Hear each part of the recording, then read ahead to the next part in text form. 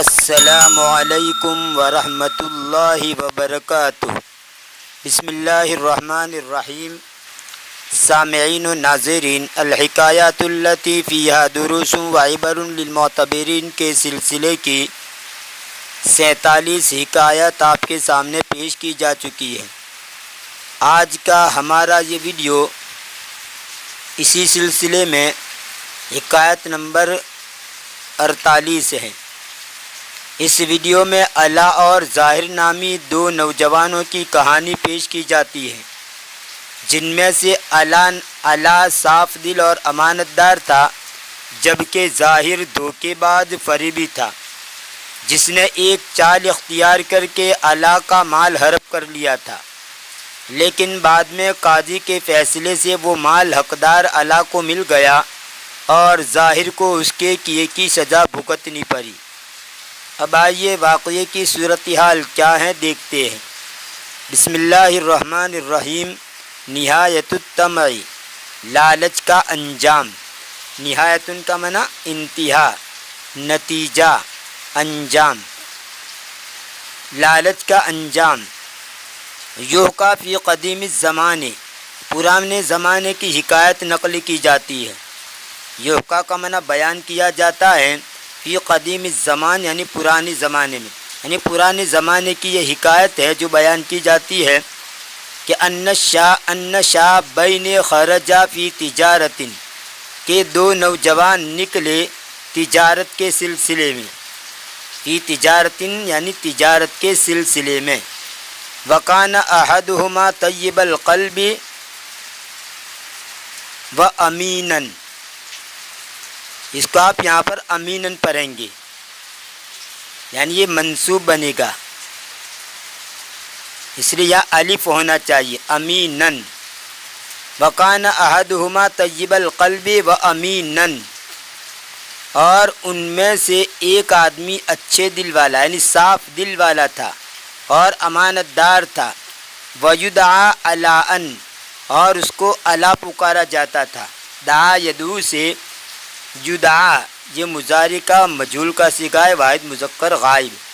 ویدعا علاء، اور اس کو علا پکارا جاتا تھا، یعنی علا کہا جاتا تھا، علا کے نام سے اس کو یاد کیا جاتا تھا۔ والآخر ماکر، یہاں پر ماکرن ہونا چاہیے اور اسی طرح مخادین ہونا چاہیے۔ اوپر جو کہا ہے کان احدہما طیب القلب و امینا، تو اسی طرح والآخر ماکرن و مخادین کہنا چاہیے، یعنی یہاں الف ہونا چاہیے را کے ساتھ اور عین کے ساتھ، کیونکہ یہ کان کی خبر بنتا ہے۔ اور دوسرا چال باز دھوکے باز تھا، ویدعا ظاہرن، یہاں پر بھی الف ہونا چاہیے اور اس کو ظاہر کہا جاتا تھا۔ وبینما ہما فی الطریق ذهب علاء لیقضی بعض امورہ، اور اسی دوران کہ وہ دونوں راستے میں تھے، علا گیا تاکہ وہ اس کے کچھ کاموں کو پورا کرے، اور اسی دوران کہ وہ دونوں راستے میں تھے، علا گیا تاکہ وہ پورا کرے اس کے کاموں میں سے کچھ، یعنی اس کے جو کچھ کام تھے، بعض کام تھے، اس کو پورا کرے۔ فوجد کیسا من المال، پس اس نے مال کی تھیلی کو پایا، پس اس نے پایا مال کی ایک تھیلی۔ فاخذہ، پس اس نے اس کو لے لیا۔ وعاد الی ظاہر، اور وہ لوٹا ظاہر کے پاس، لیخبرہ بما وجد، تاکہ وہ اس کو خبر دے اس چیز کی جو اس نے پائی، یعنی یہاں کون سی چیز تھی؟ یہ تھیلی، تاکہ وہ اس کو خبر دے اس تھیلی کی جو اس نے پائی۔ یہ ما مبہم ہے، اس میں ہر چیز آ سکتی ہے، تاکہ وہ اس کو خبر دے اس چیز کی جو کہ اس نے پائی۔ اب وہ کیا چیز یہاں پر پائی تھی؟ تھیلی۔ فقرر ان یقتسم ھذا الکیس عند عودتہما، پس ان دونوں نے طے کیا یا ان دونوں نے ٹھان لیا، طے کرنا کہو، ٹھان لینا کہو، جو بھی کہو، پس ان دونوں نے طے کر لیا کہ وہ اس تھیلی کو بانٹے ان کے لوٹنے کے وقت۔ ولیکن ظاہراً، یہاں پر یہ اس کتاب کے اندر یہ اس قسم کی غلطیاں پائی جاتی ہے کہ جو منصوب ہونا چاہے اس کے لکھنے کا انداز کوئی الگ ہوتا ہے. تو یہاں پر بھی یہ ظاہراً ہونا چاہیے، را کے ساتھ الف ہونا چاہیے. ولیکن ظاہراً کان ماکرن، اور لیکن ظاہر یہ چال باز تھا. فاراد ان یاخذ الکیس کلہ، بس اس نے چاہا کہ وہ پوری تھیلی کو لے لے. وعندما اقترب من المدینۃ قال علاء لظاہر، اور جس وقت، عندما کا معنی جس وقت، اور جس وقت وہ دونوں نزدیک ہوئے شہر سے تو علاء نے ظاہر کو کہا خذ نصف المال وآتنی النصف الآخر، تو آدھا مال لے لے اور مجھے دوسرا آدھا دے دے. یہ آتا یوتی اعتان سے امر کا واحد مذکر حاضر کا صیغہ ہے، اور یہ یا مفعول اول ہے اور النصف الآخر مفعول ثانی ہے، دو مفعول ہے اس کے. خود نصف المال، تو آدھا مال لے لے، وآتنی النصف الآخر، اور تو مجھے دوسرا آدھا دے دے. فأجابہ ظاہر بمکر، ظاہر نے اس کو جواب دیا چالاکی سے. بلکہ لنأخذ، چاہیے کہ ہم لے لیں، بعضا منہ، چاہیے کہ ہم ان میں سے کچھ لے لیں.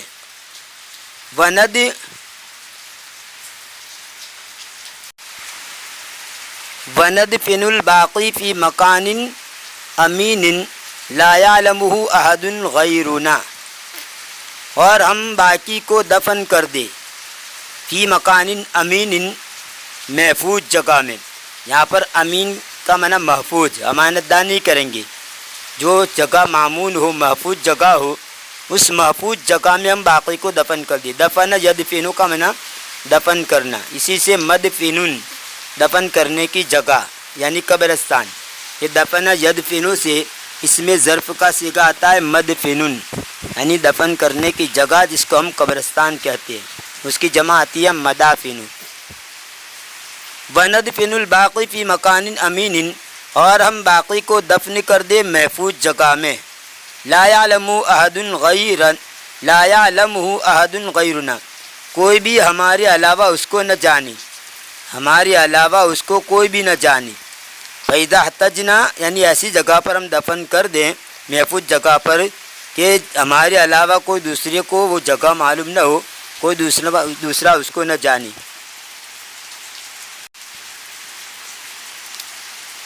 فَإِذَا احْتَجْنَا إِلَى الْمَالِ نَذْهَبُ إِلَى الْمَكَانِ وَنَأْخُذُ حَاجَتَنَا مِنَ الْمَالِ، پھر جب ہمیں ضرورت ہوگی مال کی، احتاج یحتاج احتیاجن بابی افتعال سے محتاج ہونا، ضرورت مند ہونا. یہ احتاج سے ماضی کا جمع متکلم کا صیغہ ہے، اور جب ماضی کے اوپر اذا داخل ہو تو مستقبل کا معنی ہو جاتا ہے، تو یہاں پر مستقبل کا ترجمہ ہوگا.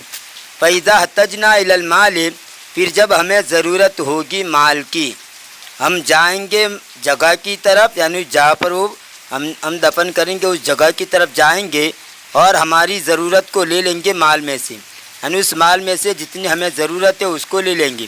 فوافق علاء لأنه طیب، بس علاء نے اتفاق کیا، یعنی وہ ایگری ہو گیا، اس لیے کہ وہ طیب اچھا تھا، صاف دل والا تھا، اس لیے اس کی بات کا یقین کرتے ہوئے وہ اتفاق کر لیا. فعلاً کا معنی عملی طور پر، اور عملی طور پر اخذا بعضا من المال، ان دونوں نے کچھ مال لیا، ودفن الباقی تحت شجرۃ کبیرۃ، اور ان دونوں نے باقی کو دفن کر دیا ایک بڑے درخت کے نیچے. بعد ذالک قام ظاہر باخذ المال، اس کے بعد ظاہر نے مال کو لے لینے کو انجام دیا، یعنی ظاہر نے بعد میں چل کر اس مال کو لے لیا علاء سے پوچھے بغیر، اور اس کے بعد ظاہر نے مال کے لے لینے کو انجام دیا. وَسَوَّى الْأَرْضَ كَمَا كَانَتْ، اور اس نے زمین کو برابر کر دیا جیسی وہ تھی، یعنی جہاں مال گارا تھا اس میں سے مال نکال لیا، اور جیسی زمین تھی اس طرح اس کو سیدھا کر دیا. وَمَرَّتْ أَشْهُرٌ، اور چند مہینے گزر گئے، احتاج فیہا علاء الی المال، جس میں علاء کو مال کی ضرورت پیش آئی، جس میں علاء محتاج ہو گیا، یعنی علاء کو ضرورت پیش آئی مال کی طرف۔ فابلغ ظاہراً بحاجتہ تلک، تو ظاہر نے اس کی اس ضرورت کو پہنچایا، بس اس نے ظاہر کو پہنچایا۔ ابلغ، اس نے پہنچایا، نہیں کس نے؟ علاء نے، بس اس نے پہنچایا ظاہر کو اس کی وہ ضرورت۔ یہ تلک جو ہے یہ حاجت ان کی صفت بنے گی، ترجمہ یہاں سے کریں گے اس کی وہ ضرورت، یعنی کہلوایا، ظاہر سے کہلوایا کہ مجھے مال کی ضرورت پیش آئی ہے تاکہ وہاں جا کر نکال لے۔ فذهبا الى المکان، پس وہ دونوں گئے جگہ کی طرف، لیاخذ علاء بعد منہ، تاکہ علاء ان میں سے کچھ لے لے، کما تم الاتفاق، جیسا کہ اتفاق پورا ہوا تھا، یعنی اتفاق انہوں نے کیا تھا جب بھی ہمیں ضرورت پڑے گی دونوں میں سے جس کو بھی تو وہاں جا کر نکال لیں گے۔ کما تم الاتفاق ہو، جیسا کہ اتفاق پورا ہو گیا تھا۔ ولکنہ فوجی بعدم وجود کیس المال، اور لیکن وہ دوچار ہو گیا مال کی تھیلی کے نہ پائے جانے سے۔ فوجیہ بشیء، مجہول کے ساتھ، دوچار ہونا اچانک کوئی چیز سامنے آنا، اور لیکن وہ دوچار ہو گیا، کس سے دوچار ہوا؟ مال کی تھیلی کے نہ پائے جانے سے۔ عدم وجود کا معنی نہ پانا، یعنی جیسے ہی وہ وہاں گیا جہاں پر مال گارا تھا نکالنے کے لیے کچھ، تو اچانک کیا دیکھتا ہے کہ وہاں پر مال تھیلی نہیں تھی۔ فقال علاء، تو علاء نے کہا انک خدعتنی واخذت المال، یعنی ان کے ساتھی سے کہا ظاہر سے، بلا شبہ تو نے مجھ کو دھوکہ دیا اور تو نے مال لے لیا۔ فاجابہ ظاہر، تو ظاہر نے اس کو جواب دیا بل انت من سبقتنی الیہ، بلکہ تو وہ شخص ہیں کہ جس نے اس کی طرف مجھ سے سبقت کی، بلکہ تو وہ شخص ہے، وہ ہے کہ تو نے مجھ سے سبقت کی اس کی طرف، الیہ یعنی الیہ الکیس، ایک تھیلی کی طرف، یعنی ظاہر نے الٹا اس کو یہ کہہ دیا کہ تو مجھ سے پہلے آ کر اس میں سے مال کو نکال لے گیا۔ فذهبا الى القاضی لیحکم بینہما، پس وہ دونوں قاضی کے پاس گئے تاکہ وہ ان کے درمیان فیصلہ کرے۔ وقص علاء قصتہ، اور علاء نے اس کا قصہ بیان کیا۔ کیا قصہ بیان کیا؟ ان ظاہراً، یہ کتابت کی غلطی ہے، یہاں پر اس کا کوئی مطلب نہیں نکلتا، اور علاء نے اس کا قصہ بیان کیا۔ کون سا قصہ بیان کیا؟ ان ظاہراً انکر، کہ ظاہر نے انکار کر دیا، وحلف یمینا باطلا، اور اس نے قسم کھائی، یمینا باطلا یعنی جھوٹی قسم، یا جب باطل کا معنی بیکار، لغو، یہاں مراد ہے جھوٹی قسم کھائی، اور اس نے جھوٹی قسم کھائی۔ فقال له القاضی، تو قاضی نے اس کو کہا هل لدیک دلیل، کیا تیرے پاس کوئی پروف ہے؟ دلیل کا معنی یہاں پر ثبوت، تیرے پاس کوئی ثبوت ہے، تیرے پاس کوئی دلیل ہے؟ فاجابہ ظاہر بمکر، تو ظاہر نے اس کو جواب دیا چالاکی کے ساتھ، نعم ان الشجرۃ التی دفن المال تحتها لتشہد ان علاء ہوا من اخذ المال، ہاں بلا شبہ وہ درخت کہ جس کے نیچے ہم نے مال کو دفن کیا تھا تاکہ وہ گواہی دے کہ علاء وہ ہے جس نے مال کو لیا تھا، ان علاء ہوا من اخذ المال، کہ علاء وہ ہے جس نے مال کو لیا تھا۔ تو ظاہر نے کہا میرا ثبوت یا میرا گواہ وہ درخت ہے جس درخت کے نیچے ہم نے مال کو دفن کیا تھا، اور اس درخت کو گویا گواہ بنایا تھا تاکہ وہ گواہی دے۔ فذهبوا الى مکان الشجرہ، پس وہ گئے درخت کی جگہ کی طرف۔ وکان ظاہر قد امر اباہ ان یختبی داخل الشجرہ، اور ظاہر نے اس کے باپ کو حکم دے دیا تھا کہ وہ درخت کے اندر چھپ جائے۔ ویوہم القاضی وَقَانَ الشَّجَرَةَ تَنْطِقُ، اور وہ وہم دلائے قاضی کو گویا کہ درخت بول رہا ہے، یعنی اپنے باپ سے آگے سے کہہ دیا تھا کہ درخت کے اندر چھپ جائے، اور جب بھی قاضی پوچھے گواہی کے بارے میں تو اندر سے آواز دینا اور تو گواہی دے دینا، یا آگے سے زائر نے اپنے باپ سے کہہ دیا تھا۔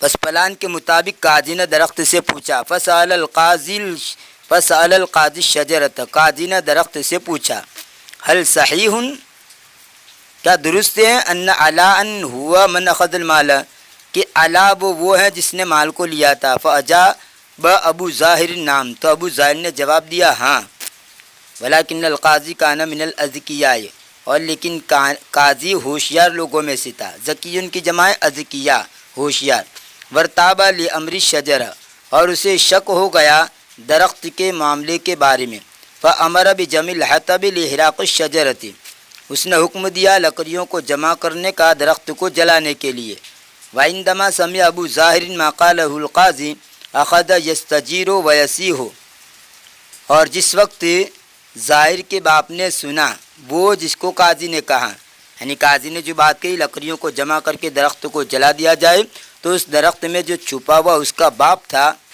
اس نے اس کو سن لیا، تو کیا کیا اس نے، اخذ یستجیر، تو وہ مدد چاہنے لگا، استجارہ استجیر استجارن مدد چاہنا، ایک معنی اس کا پناہ لینا بھی آتا ہے، پناہ لینا، پناہ میں آنا یا مدد چاہنا، اخذ یستجیر، وہ مدد چاہنے لگا، ویسیح، اور چیخنے لگا، چلانے لگا، فسألہ القاضی عن القصۃ، تو قاضی نے اس سے قصے کے بارے میں پوچھا، فاخبر الحقیقت، تو اس نے حقیقت کی اس کو خبر دی، فامر القاضی بجلد ظاہر ووالدہ وآت المال الی علائن، پس قاضی نے ظاہر اور اس کے والد کو کوڑے مارنے کا حکم دیا، جلد یجلد، جلدن کا معنی کھال پر مارنا یا کوڑا مارنا، تلوار مارنا، تو قاضی نے ظاہر اور اس کے باپ کو کوڑے مارنے کا حکم دیا، وآت المال الی علائن، اور اس نے مال کو دے دیا علا کی طرف، یعنی علا کو مال دے دیا۔ اب اس حکایت سے جو اسباق ملتے اس کو بیان کر رہے ہیں الدروس المستفادۃ سے، ان المسلم لا بد ان یکون صادقا مع اخوانہ فلا یخون ولا یخدع ولا یسرق، کہ مسلمان ضروری ہیں کہ وہ سچا ہو اس کے بھائیوں کے ساتھ، مسلمان ضروری ہے کہ وہ سچا ہو اس کے بھائیوں کے ساتھ، بس وہ خیانت نہ کرے اور دھوکہ نہ دے اور چوری نہ کرے۔ دوسرا سبق یہ ملتا ہے ان الطماع یخسر کل شیء ولا یجنی الا الحسرۃ والندامۃ، کہ لالچ کرنے والا، تام ان کا معنی لالچی اور طماع ان کا معنی بہت زیادہ لالچی، جیسے اس سے پہلے بھی میں کہہ چکا ہوں، فعال ان کا وزن مبالغہ کے لیے آتا ہے، کاذب جھوٹا، کذاب بہت زیادہ جھوٹا، اسی طرح تام ان کا معنی لالچی اور طماع ان کا معنی بہت زیادہ لالچی، ظالم ظلم کرنے والا اور ظلام بہت زیادہ ظلم کرنے والا۔